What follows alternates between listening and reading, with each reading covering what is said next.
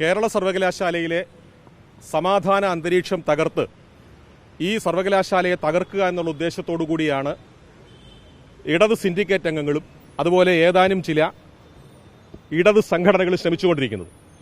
നമുക്കറിയാം, ഈ സർവകലാശാലയിലെ കഴിഞ്ഞ 25-ാം തീയതി ഒരു സ്വകാര്യ സംഘടന സംഘടിപ്പിച്ച ചടങ്ങിൽ പങ്കെടുക്കാൻ വേണ്ടി കേരളത്തിൻ്റെ ബഹുമാന്യനായിട്ടുള്ള ഗവർണർ പങ്കെടുക്കുന്ന സമയത്ത് ഇടത് സിൻഡിക്കേറ്റ് അംഗങ്ങളും രജിസ്ട്രാറും കൂടി ഗൂഢാലോചന നടത്തി സിൻഡിക്കേറ്റ് അംഗം ആയ ചില ആളുകൾ ഈ സർവകലാശാലയുടെ കവാടത്തിൽ ഒരടി ഈ കേരളത്തിൻ്റെ ഗവർണറെ ഞങ്ങളെ സർവകലാശാലയ്ക്കുള്ളിലേക്ക് കടക്കാൻ അനുവദിക്കില്ല എന്ന് പരസ്യ വെല്ലുവിളി നടത്തി.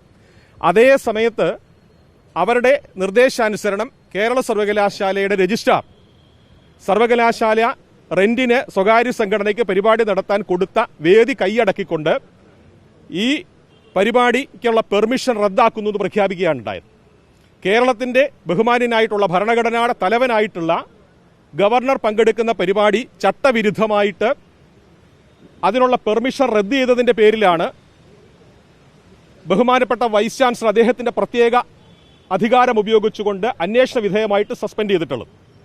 അത് ബഹുമാനപ്പെട്ട കേരള ഹൈക്കോടതി പ്രഥമ ദൃഷ്ടിയ അതിൽ കഴമ്പുണ്ട് എന്ന് അംഗീകരിക്കുകയും ആ സസ്പെൻഷൻ പിൻവലിക്കണമെന്നുള്ള രജിസ്ട്രാറുടെ ഹർജി മാറ്റിവെക്കുകയാണ് ഉണ്ടായത്, അല്ലെങ്കിൽ അത് നിരസിച്ചു.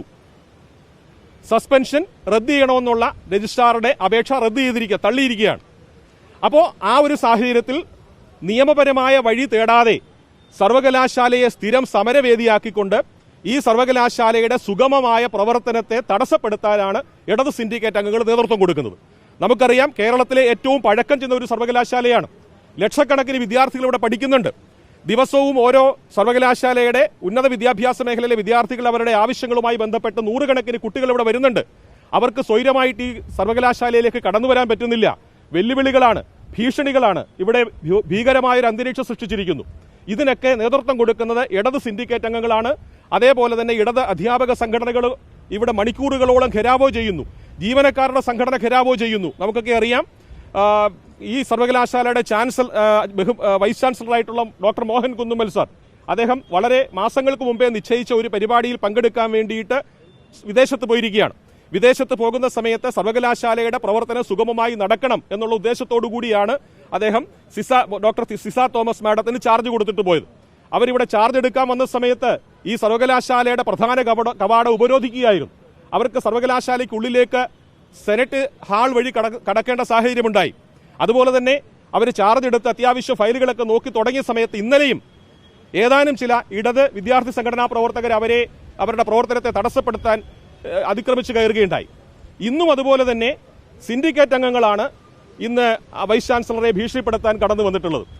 സർവകലാശാലയിലെ പുതുതായിട്ട് ചുമതലയെടുത്ത ബഹുമാനപ്പെട്ട വൈസ് ചാൻസലർ ഈ സർവകലാശാലയുടെ സെക്ഷനുകളിൽ അവരുടെ ഔദ്യോഗിക കൃത്യനിർവഹണത്തിന് വേണ്ടി പോകുന്ന സമയത്ത് സെക്ഷനുകളിലെ ഉദ്യോഗസ്ഥന്മാരുടെ കീഴുദ്യോഗസ്ഥന്മാരുടെ മുന്നിൽ വെച്ചുകൊണ്ട് വൈസ് ചാൻസലറെ ഭീഷണിപ്പെടുത്തുക. നിങ്ങൾക്ക്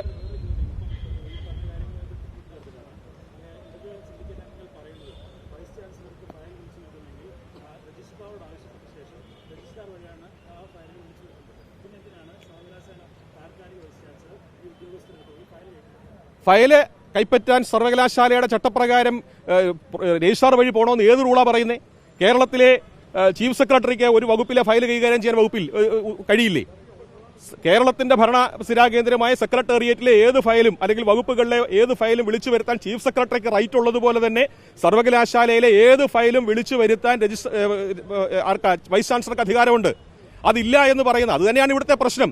ഞങ്ങൾ പറയുന്നത് പോലെ തന്നെ വൈസ് ചാൻസലർ പ്രവർത്തിച്ചു കൊള്ളണം, ഗവർണർ അങ്ങനെ പ്രവർത്തിച്ചു കൊള്ളണം, ഞങ്ങൾ കടക്കാൻ പറഞ്ഞാൽ കടക്കണം, ഞങ്ങൾ ഇരിക്കാൻ പറഞ്ഞാൽ ഇരിക്കണം. അതൊക്കെ ആ കാലമൊക്കെ കഴിഞ്ഞുപോയി. ഇവിടെ അധികാരത്തെ ദുർവിനിയോഗം ചെയ്യാനാണ് രജിസ്ട്രാർ ശ്രമിച്ചത്. ആ രജിസ്ട്രാറെ നിലയ്ക്ക് നിർത്താനുള്ള നടപടികളിലേക്ക് കടന്ന സമയത്ത് ഇവിടെ ഇളക്കം സംഭവിച്ചു. ഉദ്യോഗസ്ഥന്മാരെ ഭീഷണിപ്പെടുത്തി ഇളക്കി വിടുന്നു. അതുപോലെ തന്നെ പുതുതായിട്ട് വരുന്ന വൈസ് ചാൻസലറെ ഭീഷണിപ്പെടുത്തി മടക്കി അയക്കാമെന്നുള്ളൊരു ഉദ്ദേശം ഇതിന്റെ പിന്നിലുണ്ട്. അത് നടക്കില്ല. അതുപോലെ തന്നെ ഇന്ന് രജിസ്ട്രാറുടെ വൈസ് ചാൻസലറുടെ ചേംബറിൽ വന്നിട്ട് ഈ പറഞ്ഞ തരത്തിൽ ഫയലുകൾ വിളിച്ചു വരുത്തണമെങ്കിൽ രജിസ്ട്രാർ വഴി മാത്രമേ പറ്റൂ. അത് അങ്ങനെ ഒരു തിട്ടൂരം കൊടുക്കാൻ സിൻഡിക്കേറ്റ് അംഗങ്ങൾക്ക് എന്ത് റൈറ്റാണ് ഉള്ളത്? വൈസ് ചാൻസലർക്ക് ഏത് ഫയലും വിളിച്ചു വരുത്താനുള്ള റൈറ്റ് ഉണ്ട്. ആ റൈറ്റ് ഉപയോഗിച്ചുകൊണ്ടാണ് ബഹുമാനപ്പെട്ട വൈസ് ചാൻസലർ സെക്ഷനുകളിൽ പരിശോധന നടത്തിയത്. അത് ചോദ്യം ചെയ്യാൻ ഒരു സിൻഡിക്കേറ്റ് അംഗത്തിനും അധികാരമില്ല. ആ സിൻഡിക്കേറ്റ് അംഗത്തിന്റെ ആ ഭീഷണിക്ക് രജിസ്ട്രാർ വശംവദരാകണ്ട എന്നുള്ള നിലപാട് ഞങ്ങൾ ബഹുമാനപ്പെട്ട വൈസ് ചാൻസലർ അറിയിച്ചിട്ടുണ്ട്.